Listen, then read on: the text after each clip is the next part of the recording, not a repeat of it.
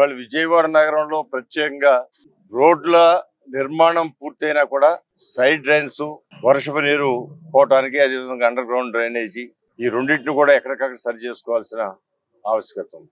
ఇవాళ ఈ Storm water drain సరిగ్గా లేకపోవటం వల్ల అనేకమైన సిమెంట్ రోడ్లకి నిర్మాణం చేసిన ఆ సిమెంట్ రోడ్లు సైతం నీళ్లతో ఉండి పాకుడు పట్టే పరిస్థితి కొన్ని రోడ్లలో ఉంది. అందువల్ల మౌలిక సదుపాయాల కల్పనలో అత్యంత శ్రద్ధ తీసుకోవాల్సిన అవసరం కూడా ఉంది.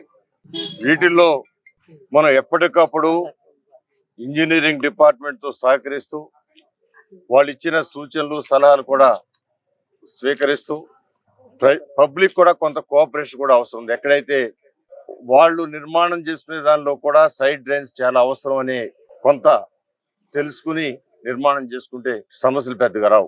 చాలాసార్లు కొత్తగా కట్టే బిల్డింగుల్లో అక్కడ సైడ్ డ్రైన్స్ అన్ని కూడా పూడిపోవటం, అక్కడ ఆగిపోవటం, మళ్ళీ రోడ్డు మీద నీళ్లు వచ్చేటి జరుగుతూ ఉన్నాయి.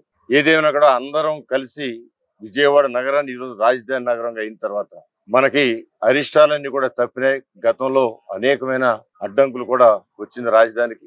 నారా చంద్రబాబు నాయుడు గారు ఈరోజు ముఖ్యమంత్రిగా ఆయన నిరంతరం కేంద్రం యొక్క సహకారంతో కానీ, కేంద్రంతో సంప్రదింపులతో కానీ మన రాజధానిని ఈ 5 సంవత్సరాలు కంప్లీట్ చేసుకోవడానికి ఆయన చేసే ప్రయత్నంలో ప్రజలు కూడా సహకరించి మన ప్రాంతంలో ఉన్న రోడ్లన్నీ కూడా పరిశుభ్రంగా ఉంచుకోవడం, అదేవిధంగా డ్రైన్ పరిశుభ్రంగా ఉంచుకోవడం, అండర్ గ్రౌండ్, ఈ 3 కనుక మనం జాగ్రత్తగా ఈ 3 మన కోసం ఏర్పాటు చేసిన భావంతో ఉంటే వాటికి ఎలాంటి అడ్డంకులు కలగకుండా శుభ్రంగా దొరుకుతాయి. ఆ విషయాన్ని అవగాహన పరచడానికి ఈ రోజున కరెన్సీ నగర్ లో ప్రతి రోడ్డు కూడా పర్యటించి అందరితో కూడా వాళ్ళ సమస్యలు తెలుసుకొని వాళ్ళకి ఉన్న ఇబ్బందులన్నీ కూడా తీర్చడానికి, ఆ ఇబ్బందుల నుంచి వాళ్ళని పరిష్కరించడానికి ఈ యొక్క కార్యక్రమం ఏర్పాటు చేసుకోవడం జరిగింది.